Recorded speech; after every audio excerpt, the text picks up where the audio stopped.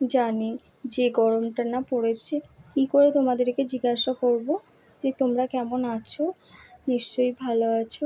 এই কথাটা জিজ্ঞাসা করতেও যে ভীষণ ভয় লাগছে। যে পরিমাণে গরমটা পড়েছে দুদিন, এত গরম পড়েছে, কোনো মানুষই যে ভালো নেই গো, এত কষ্ট পাচ্ছে প্রত্যেককে। কিন্তু তবুও তো আমাদের থাকতে হবে, বাঁচতে হবে, চলতে হবে। যাই হোক, তোমরা ভালো থেকো, সুস্থ থেকো।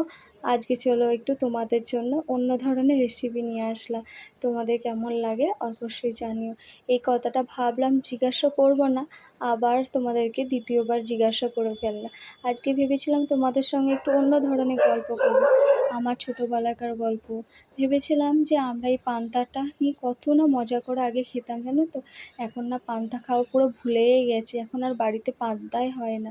যবে থেকে বিয়ে হয়ে গেছে পান্তা খাওয়া একদম ভুলে গেছি। কেননা বলো তো, ওর বাবা তো একদম পান্তাটা পছন্দ করে না, না আমরা দুজনাই পছন্দ করি।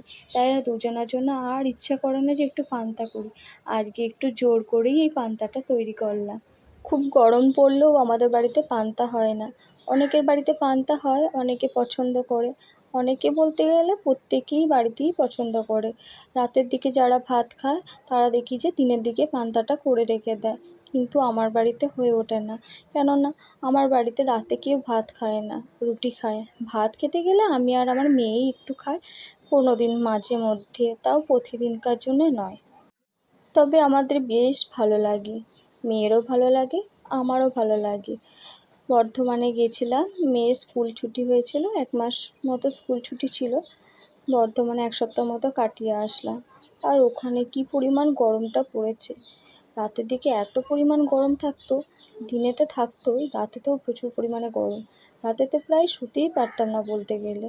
তো মাকে বলতাম, মা তুমি ওই এক বেলাকার জন্য একটু চালিয়ে নিও, রাতে তো বেশি ভাত খেতে ভালোও লাগে না, ওই গরমের জন্য খাবারটাও খেতে আর ইচ্ছে করে না। তখন আমি আর বোন দুজনেই গেছিলাম। তো ওই দুজনা মিলেই একটু তখন বলতাম, মা একটু রাতের দিকে পান্তা খাবো। সঙ্গে একটু ছাতু মাখা করতাম, একটু ডিম ভাজা থাকতো, কোনোদিন একটু ভাজাভুজিও করা হতো। আমার আবার ভীষণ ভীষণ ভীষণভাবে বেসনের একটু পকোড়া ভালো লাগে। তো একটু পকোড়া না হলে ভালো লাগে না। আজকে আর একটু পকোড়াও করে নিয়েছিলাম, সঙ্গে একটু দুরকমভাবে একটু আলুটা রেখে দিয়েছিলাম, একটু মেখেছিলাম সাথে, আর অন্যটা একটু ডিমের সাথে মেখেছিলাম। এই আলু সিদ্ধ মাখাটা আমার মেয়ে ভীষণ পছন্দ করে, ও ভীষণ ভালোবাসে আলু খেতে, না আলু মাখাটা ভীষণ পছন্দের ওর।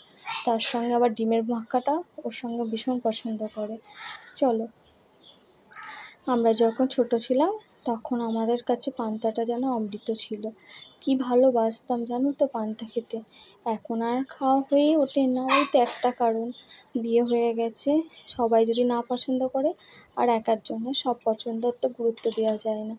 তবে ছোটোবেলায় সেই দিনগুলো বেশ মিস করি। আগে আমরা পান্তাও খেতাম যখন, তখন এর সঙ্গে একটু কিছু পটল পোড়া, নয় বেগুন পোড়া, তার সঙ্গে নয় কিছু আলু সিদ্ধ মাখা, এরকম কিছু পকোড়া করে নিতাম। আমি অবশ্য ছোটোবেলাটা আমার মামার বাড়িতেই কাটিয়েছি, মানে ওখানে আমার বড় হওয়া। এখনও সেই দিনগুলোকে ভীষণ মিস করি, জানো তো। ছোটোবেলার দিনগুলো তো আর ফিরে পাবো না, তাই ভীষণ মন খারাপ হয়ে যায়, মাঝে মাঝে ভাবতে থাকি সেই দিনগুলোর কথা।